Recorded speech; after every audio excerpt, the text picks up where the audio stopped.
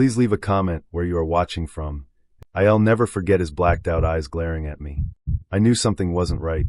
To back up a little bit, I was fresh out of nursing school when it happened, just a few months into my first job on the night shift at a small rural hospital. I'd always wanted to work in healthcare, to be the person who could help people in their worst, most frightening moments. I never expected to encounter something that would haunt me for the rest of my life. The hospital wasn't anything fancy, just a 30-bed facility that served our little town and a few neighboring ones. Nights were usually quiet, with only a skeleton crew of about 6 staff members. Most of the time, we dealt with elderly patients recovering from surgeries or the occasional accident victim brought in from the highway. This particular night started like any other. I was working alongside my mentor, Carol, a seasoned nurse who'd been there for over 20 years. Carol was tough as nails, the kind of nurse who didn't flinch at the sight of blood and knew how to calm even the most difficult patients.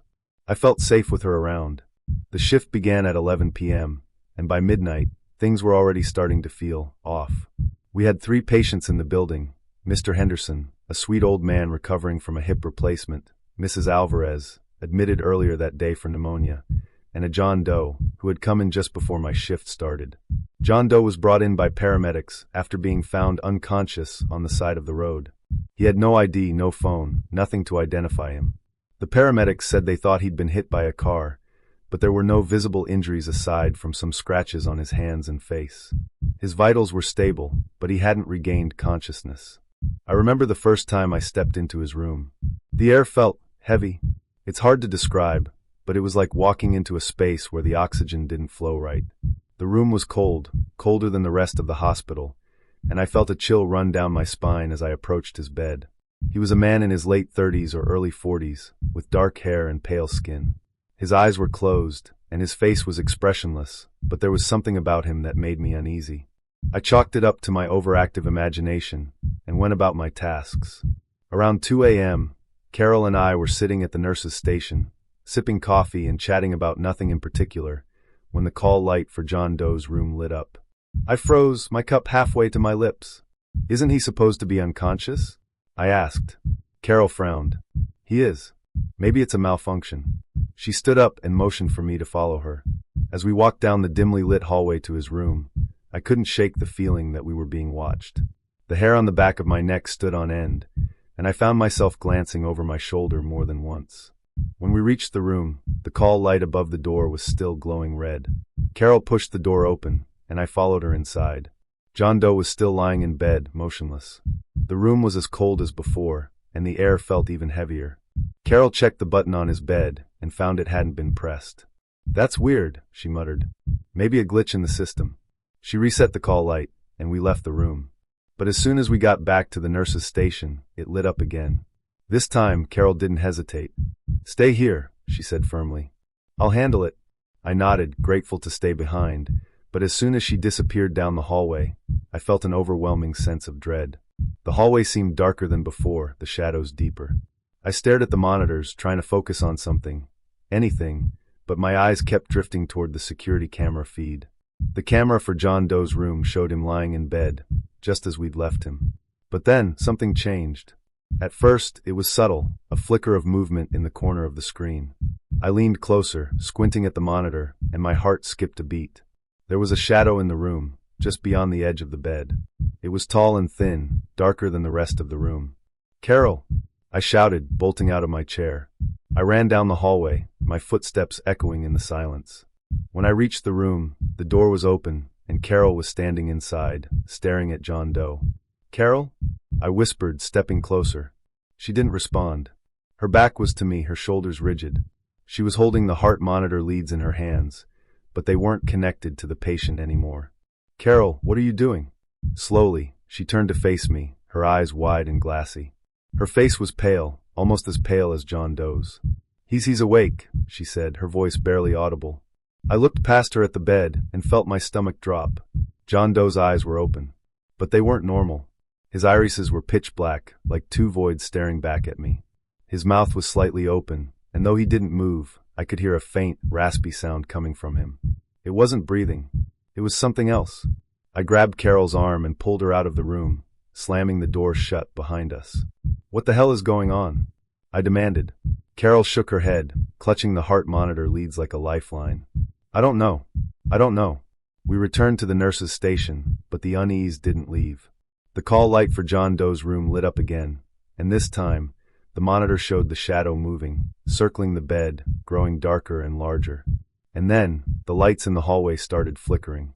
I don't know how to explain what happened next. The power went out for less than a minute, but in that time, I swear I heard whispers, low, guttural whispers that seemed to come from everywhere and nowhere at once. When the lights came back on, the monitors were blank, the call lights were off, and the security camera feed for John Doe's room was nothing but static. Carol and I didn't go back into that room. We called the on-call physician, who arrived just as the sun was coming up. When he entered the room, John Doe was gone. No one could explain it. The bed was empty, the sheets undisturbed. The heart monitor leads were still on the floor where Carol had dropped them. The only thing left behind was a faint black smudge on the wall above the bed, like soot or ash. The official report said that John Doe left the hospital against medical advice, but Carol and I knew the truth. He didn't leave. He disappeared. I quit that job a few weeks later, and I haven't worked a night shift since. Carol stayed, but we never talked about that night again. I've been a nurse for nearly 15 years. I've worked in big city hospitals and small rural clinics, but nothing, absolutely nothing, compares to what I experienced during my time at the old St. Mary's Hospital in Louisville, Kentucky. If you're from the area, you might have heard of it. It's one of the oldest hospitals in the state, built in the late 1800s, and while most of the building has since been renovated or even demolished, there's one section that remains untouched. Ward C. Before I tell you about my experiences there, let me say this. I'm not the kind of person who believes in ghosts. Or at least, I wasn't. I'm practical, grounded in science beliefs, and not easily freaked out or spooked. But there are things that happened in Ward C that defy any explanation. Let me explain. Ward C was on the third floor of the hospital, a wing that had been closed down decades ago. It was originally used as a tuberculosis ward back in the early 1900s, during the height of the epidemic. Hundreds, maybe thousands, of patients died there. When TB cases declined, the ward was converted into a long-term care unit for psychiatric patients, but that didn't last long. By the 1970s, the ward was abandoned, its windows boarded up, its equipment left to gather dust. When I joined the staff at St. Mary's in 2011, Ward C was already the stuff of legend among the nurses. They'd tell stories about strange sounds, shadowy figures, and lights flickering in the empty wing. I laughed it off. Hospitals are creepy places, especially old ones. Of course people would make up ghost stories. But then I was assigned to the night shift. It was just past midnight on my first night when I heard it. I was sitting at the nurse's station, charting patient notes, when faint footsteps echoed down the hallway. I looked up, expecting to see one of the other nurses, but the hallway was empty. "Hello?" I called out, my voice unsteady. No response. I stood, my heart pounding in my chest, and walked toward the sound. The footsteps grew louder as I approached the door to Ward C, which was chained shut and bolted with a padlock. I stopped in front of it, staring at the thick chain that had been there for decades. And then I heard it, a faint, raspy whisper coming from the other side of the door. I froze. For a moment, I thought I was imagining it, but then it came again, louder this time. I couldn't make out the words, but it sounded desperate, almost pleading. I ran back to the nurse's station and didn't leave my seat for the rest of the shift. The next morning, I told one of my co-workers, Alice, what had happened. She nodded grimly, like she'd heard it all before. "Ward C," she said, leaning in close. "It's haunted. Everyone knows it. You're lucky it was just whispers." She went on to tell me about some of the other things people had experienced. Doors slamming on their own, cold spots that moved through the hallways, and shadowy figures that disappeared as soon as you looked at them. I tried to brush it off, telling myself it was just my imagination, but the next few weeks proved otherwise. There was one night when I was doing rounds, checking on patients, when I heard the sound of a gurney rolling down the hallway. The squeak of the wheels was unmistakable, and it was coming from the direction of Ward C. I stepped out into the hallway, my flashlight in hand, and shined it toward the sound. The hallway was empty, but the sound kept coming, getting closer and closer. And then it stopped. I stood there, frozen, my flashlight beam trembling in my hand. The air around me felt colder, heavy, like something was pressing down on me. I backed away slowly, my heart racing, and as I turned to head back toward the nurse's station, I saw it. A shadow. It was standing at the end of the hallway, tall and thin, its edges blurred like smoke. It didn't move, but I could feel it watching me. I don't know how long I stood there, staring at it, but when I blinked, it was gone. After that, I started hearing voices more often. Sometimes they were faint, like whispers in the distance. Other times they were louder, clearer, like someone standing right behind me. Once, I even heard my name. Dana. I spun around, expecting to see one of my co-workers, but there was no one there. The final straw came about 6 months into my time at St. Mary's. I was walking past the door to Ward C when I heard a loud bang, like something heavy had fallen. I stopped in my tracks, my heart pounding, and pressed my ear to the door. For a moment, there was silence.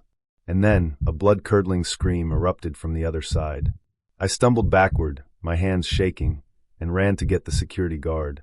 When we returned, the hallway was silent again, and the door to Ward C was still chained shut. The guard, a middle-aged man named Rick, gave me a skeptical look. "You sure you're not imagining things?" I didn't bother arguing. I knew what I'd heard. I lasted another 2 weeks at St. Mary's before I put in my notice. I couldn't do it anymore. The constant fear, the sleepless days after my shifts, the feeling that something was always watching me, it was too much. To this day, I don't know what's haunting Ward C. Maybe it's the spirits of the TB patients who died there, or the psychiatric patients who suffered in silence. Or maybe it's something darker, something that's been there since the beginning. All I know is that I'll never set foot in that hospital again, and I warn others to do the same. I've been a nurse for a very, very long time, and I've seen my plentiful share of heartbreak. It comes with the territory, they say.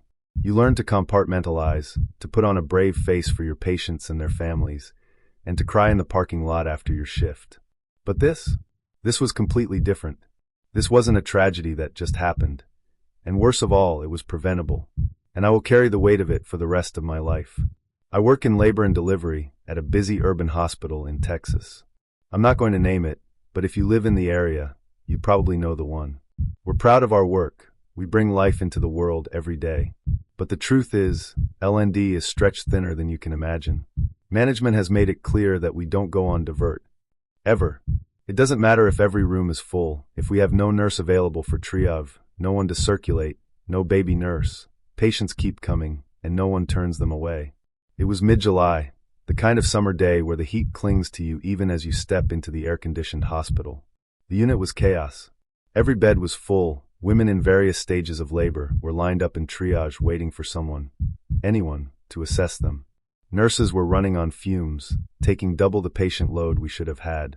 The charge nurse was doing triage, delivering babies, taking calls, and trying to manage an impossible situation. That's when she came in. She was a petite woman, mid-20s, pregnant with her second baby. Her eyes were wide, and she looked nervous, clutching her belly as she was wheeled into triage by her husband. She didn't speak English, so he was trying his best to explain to the receptionist what was going on. "She's having trouble breathing," he said, his voice tight with worry. We were so short-staffed that no one was available to triage her properly. Instead, a nurse who had been pulled from her assignment, already overwhelmed with patients, took her to one of the overflow rooms and roomed her. That's what we do when there's no time to properly assess someone. Get their vitals, put the baby on the monitor, and hope for the best. Her vitals were normal, blood pressure fine, heart rate fine. The baby's monitor showed a steady heartbeat. But the pulse oximeter, the finger clip that measures oxygen levels, wasn't working. The nurse left the room to grab another one, but before she could return, she was called urgently to another patient in active labor. The pulse ox was forgotten.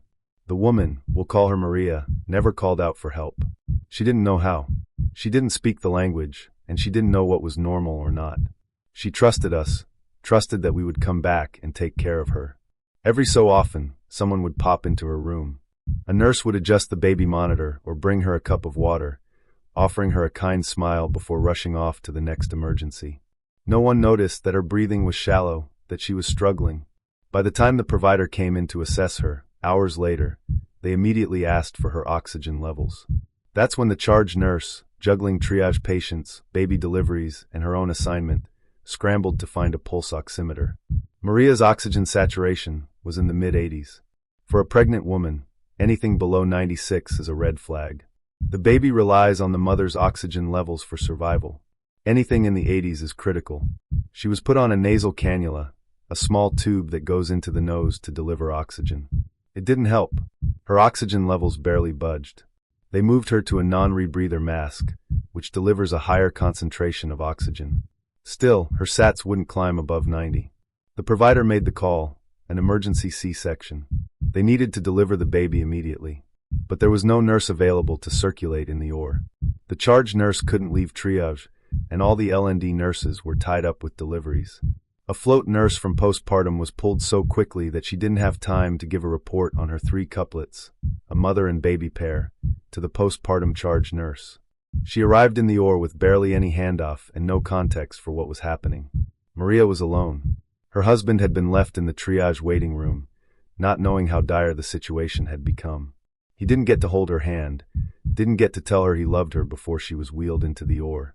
As soon as Maria lay down on the table, she began to fight. Her breathing was labored, her eyes wild with panic. The staff tried to calm her, to reassure her, but before they could start the surgery, her heart stopped. For a moment, no one moved. No one could believe it. Someone thought the monitors were malfunctioning, but when they checked for a pulse, there was none. Chaos erupted. Compression started immediately. The code cart was rushed in. The anesthesiologist called for meds. And then, in a last-ditch effort to save the baby, the OB performed a paranormal C-section. The baby was delivered in under 2 minutes, pink and screaming. Against all odds, the baby did great. But Maria didn't. Though they got her heart beating again, she coded twice more in the next 12 hours. By morning, she was gone. I can't stop thinking about her. About how scared she must have been in those final moments, fighting for air, unable to tell us what she needed. About how her children will grow up without their mother. About her husband, who trusted us to take care of her and never got to say goodbye. The unit was devastated. We cried in the break room, in the locker room, in our cars on the way home. But there was no real debrief. Management organized a feelings session, where only half the staff involved were invited. It was an hour of platitudes and vague reassurances. No one ever told us her official cause of death. We were left to grieve in silence, without answers or closure. A whole week went by. Management rolled out a new system for reporting faulty equipment, the pulse ox, specifically. It was convoluted and time-consuming, another hoop for already overworked nurses to jump through. They blamed the system, not the staffing. That same week, we got cake in the courtyard. Management was celebrating our hospital being named one of Newsweek's best maternity hospitals. A meaningless award that hospitals essentially pay into to receive. It felt like a right slap in the face. Our director didn't seem fazed. In fact, she got promoted shortly after. Apparently, her decision to save costs by refusing to go on divert impressed the higher-ups. They didn't care that it cost Maria her life. Hospitals don't care about patients. They don't care about nurses. All they care about is the bottom line. Maria's death was preventable. If we'd had enough staff to triage her properly, if we'd had a nurse available to sit with her and monitor her breathing, if we'd been able to act sooner, she'd still be alive. Short staffing kills people. And the worst part, Maria won't be the last. Story begins with an 11-year-old boy. Neuro. DX with MST2/flare lesions on his brainstorm/cervical area. Brightly lit up as he had presented via ED with new symptoms. Neuro would always tell parents first, but his parents invited me in when their son was to be told. I'd been allocated to him for multiple admissions during the past 3 months, and we had developed a rapport. His reaction amazed me, stunned me, humbled me.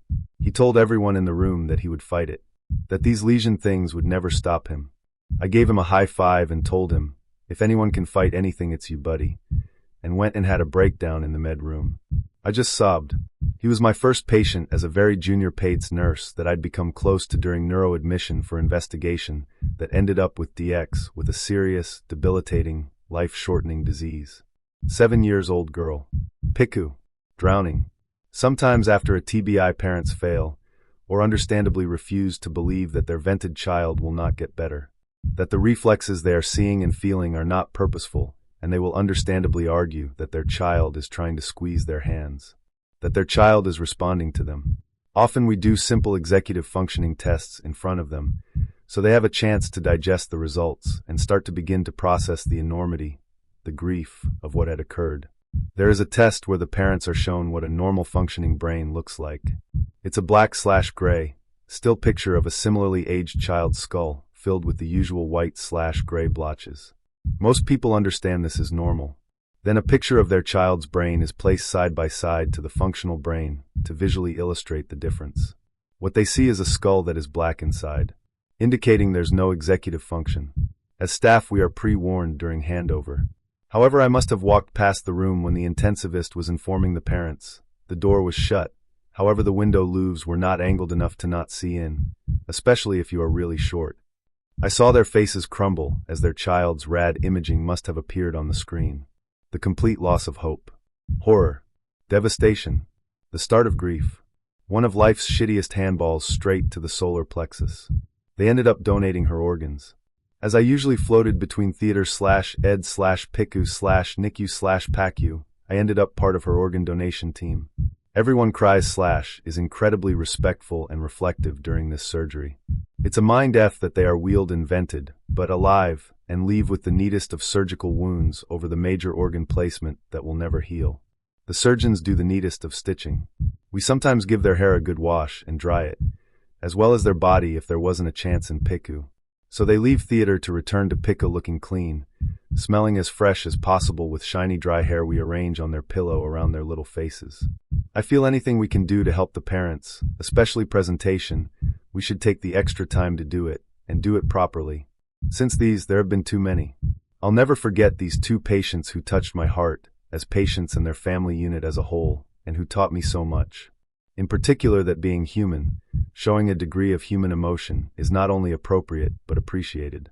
Another 3 stories I can share here, although I'm sure I could list so many more. So I am in the ICCU/cardiac unit. CHD patient my age, one child who was my child's age. Admitted 3 days before high-risk open-heart surgery for her oral APT to wash out/start 4 meds. We bonded during my 3 12s in a row. It sounds strange, but we both had a good time that weekend. She was very kind and funny. It's a rare thing. We bonded over her being an adoptive mom. Last shift I worked, her child came in with the husband. The husband was leaving, and the child cried, "Mommy, come home." It got me hard. I was off for 2 days and came back knowing she'd have had surgery and be post-op in the SICU at this point. Later in my shift, the SW came over and said, "It's too bad about X, isn't it? So sad." My veins turned to ice. I must have looked shocked, and the SW explained that she had died on the table. All I could remember was her child crying for her to come home, and now she never would. During COVID in the early horrific days of spring 2020, when the unit I worked in was turned into all COVID, and we were flying blind, a beloved frequent flyer came in COVID+. Very sad life, wife died years before, single dad of a young child. Immigrant. He needed a transplant, but refused to stop drinking due to grief. We thought he'd die from the COVID, but he pulled through. Unfortunately, his cardiac function deteriorated further. He was dying, and he had nobody in the US except a remote relative. His dying wish was to go home to his village and be with his mom at the end. He wanted his child to stay here in the US. The relative adopted his child, and we did the adoption paperwork in his hospital room. It was excruciatingly sad, and his child was so brave. He made it home and died with his mom after the hospital arranged for an angel flight. I still think about them. I hope his child is having a good life. Last was the worst. I was a new mom, and as was pretty common, we had a patient with a heart infection from 4 drug use.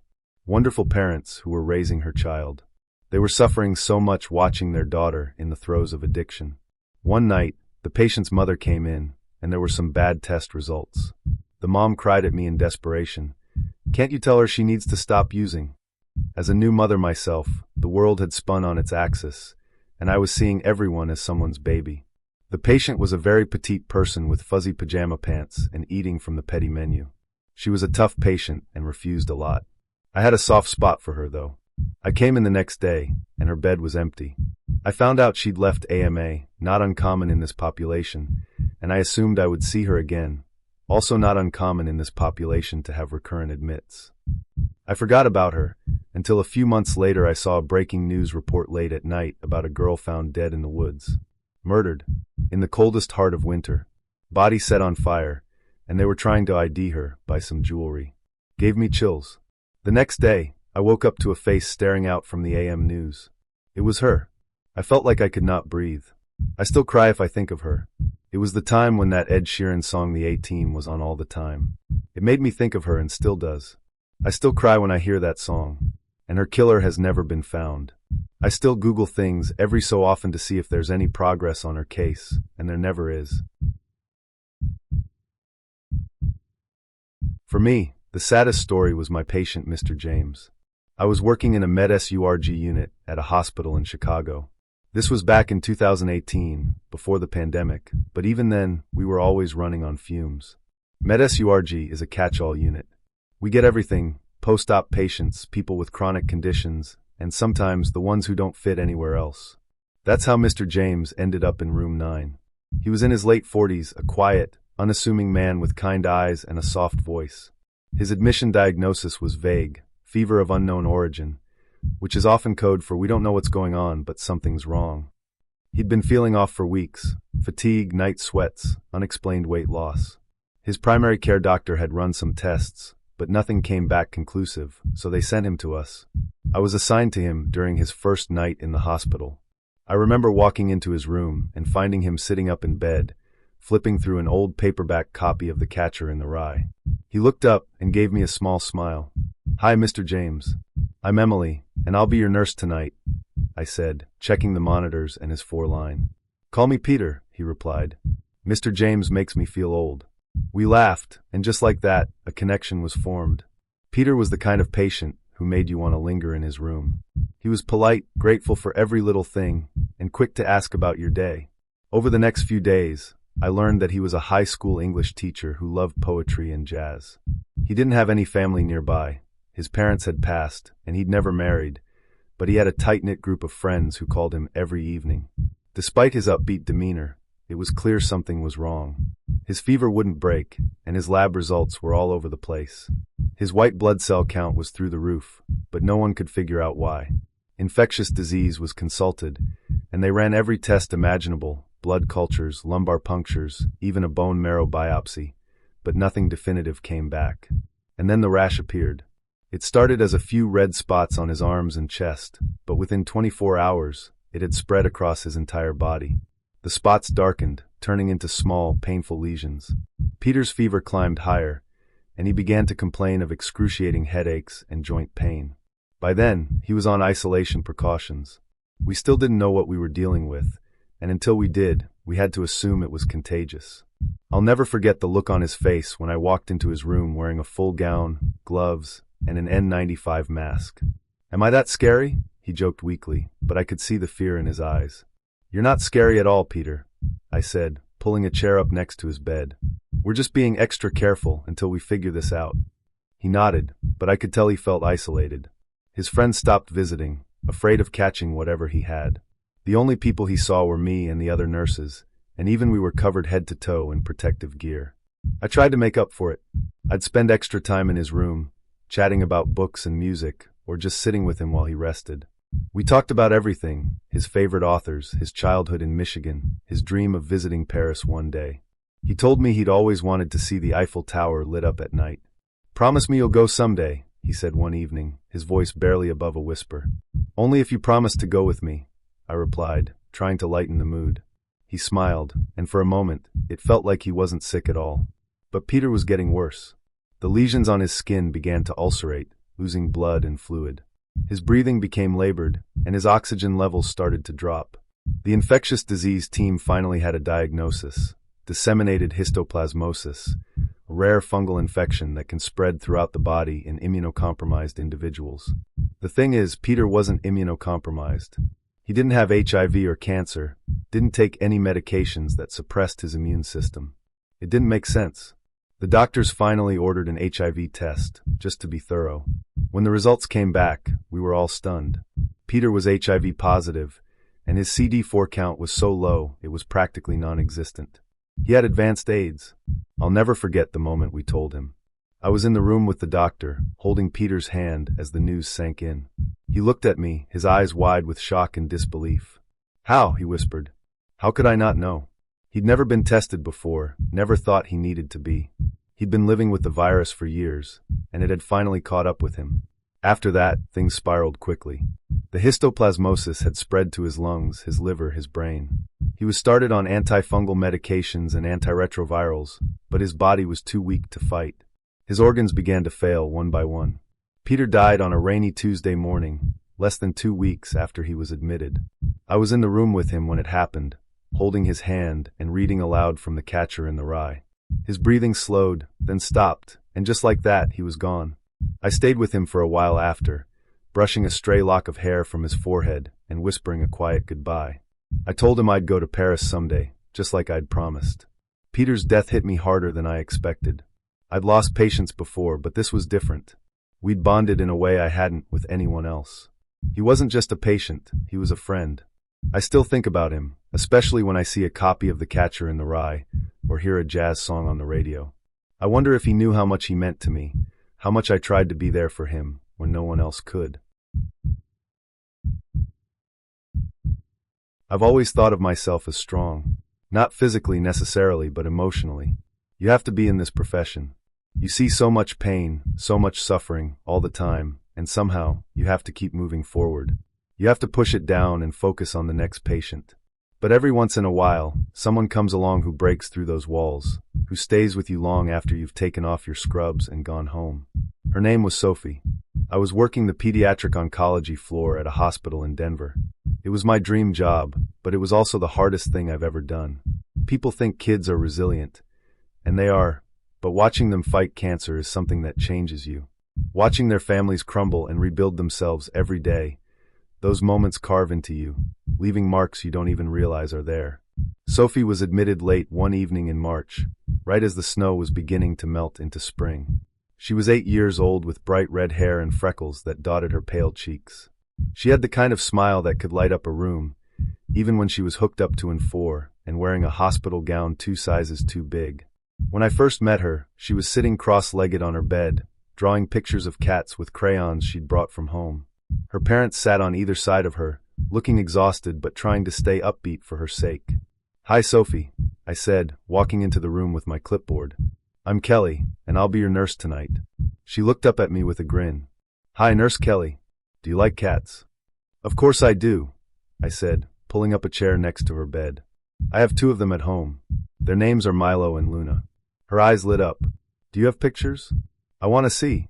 I ended up spending most of my shift in her room that night, talking about cats and looking at pictures of her own tabby Muffin. She was the kind of kid who made you forget why she was there, at least for a little while. But the truth was, Sophie was very sick. She'd been diagnosed with acute lymphoblastic leukemia, all 6 months earlier, and had already been through several rounds of chemotherapy. She was in the hospital now because her latest treatment had caused severe complications. Her immune system was nearly non-existent, and she'd developed a serious infection that wasn't responding to antibiotics. Over the next few weeks, I got to know Sophie and her family well. Her parents, Rachel and Tom, were incredibly kind and fiercely devoted to their daughter. They took turns staying by her bedside, reading her stories, and helping her with her schoolwork. Sophie was homeschooled now. Her immune system was too fragile to be around other kids, but she didn't seem to mind. She loved reading, drawing, and talking about all the places she wanted to travel when she got better. "Do you think I'll ever get to see the ocean?" she asked me one night as I adjusted her fore. "Of course you will," I said, forcing a smile. "Which one do you want to see first?" She thought about it for a moment, her brow furrowing in concentration. "The Atlantic," she said finally. "I want to go to Maine and see the lighthouses, and eat lobster." "I think that's a great plan," I said. But deep down, I wasn't so sure. Sophie's condition wasn't improving. Despite the best efforts of her doctors, the infection was spreading, and her little body was struggling to keep up. One night, about a month after she was admitted, Sophie took a turn for the worse. Her fever spiked, and her oxygen levels began to drop.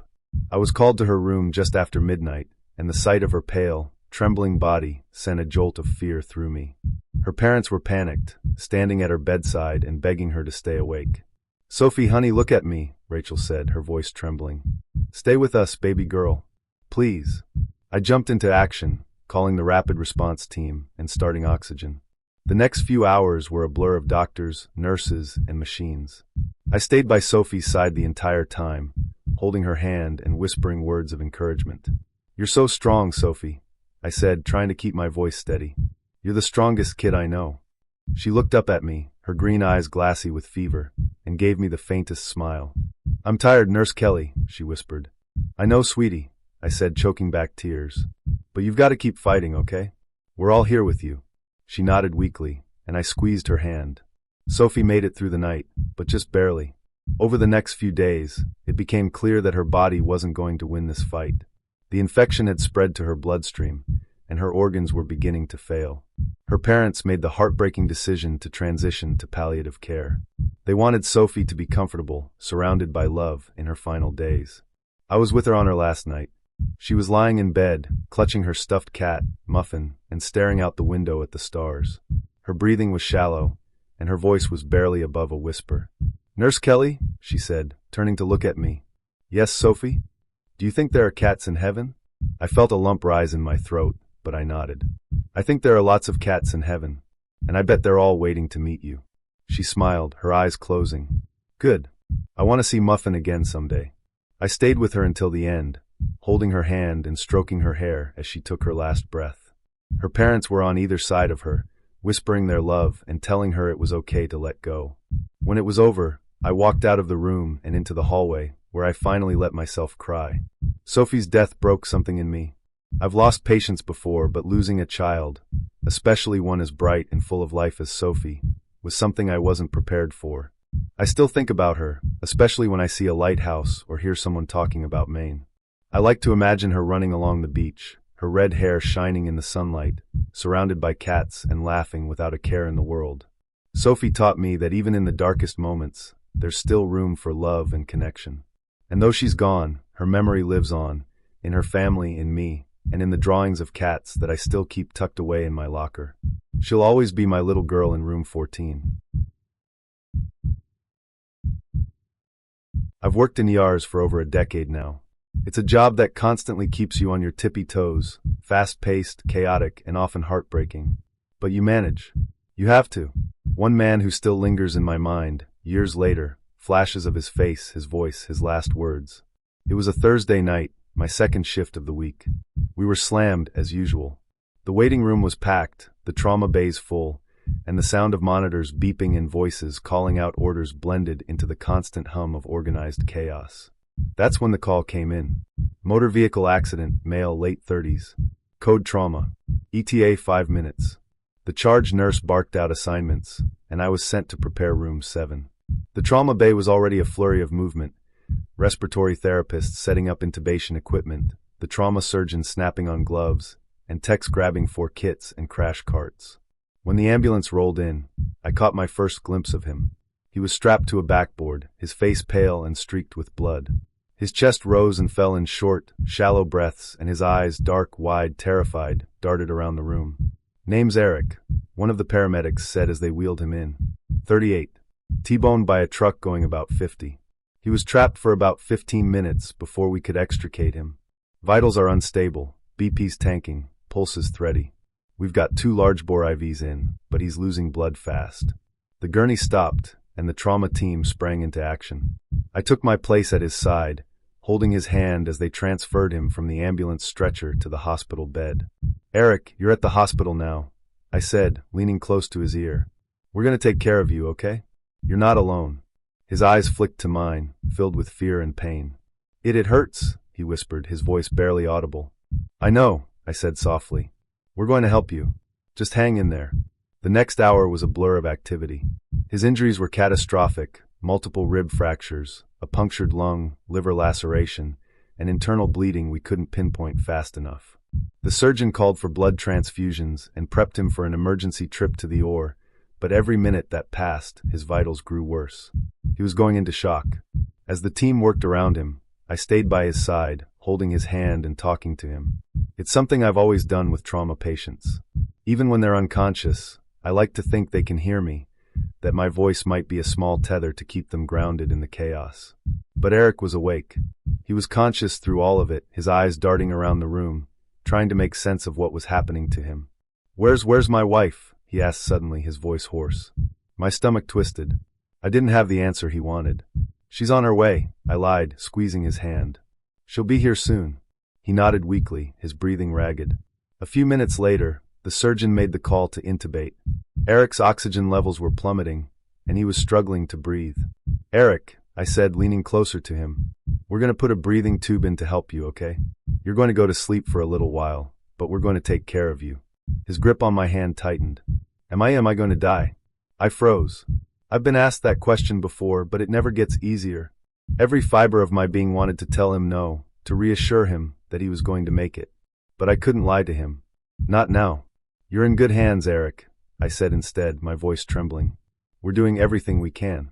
He stared at me for a long moment, his eyes glistening with tears. Can you tell her I love her? My wife. Tell her I love her." I nodded, my throat tight with emotion. "I'll tell her," I promised. Those were the last words he spoke before the anesthesiologist pushed the meds and intubated him. We rushed him to the OR, but he never made it off the table. The damage to his liver and blood vessels was too severe. He hemorrhaged out, and despite the surgeon's best efforts, they couldn't save him. When I heard the news, I felt like the wind had been knocked out of me. I'd seen death before, more times than I can count, but this one hit me differently. Maybe it was the way he looked at me, the way he trusted me to tell his wife he loved her. Maybe it was the fact that he was so young, with so much life left to live. I didn't get to meet his wife until later that night. She arrived at the hospital just minutes after he'd passed, clutching her phone and looking frantic. When we brought her into the family room and told her he was gone, the sound she made was unlike anything I've ever heard, a raw, guttural cry of pain that echoed through the walls. I sat with her for a while, holding her hand and answering her questions as best I could. And then, when the time felt right, I told her what Eric had said. "He wanted me to tell you that he loves you," I said, my voice breaking. Those were his last words. She broke down again, sobbing into her hands, and I stayed with her until she was ready to leave.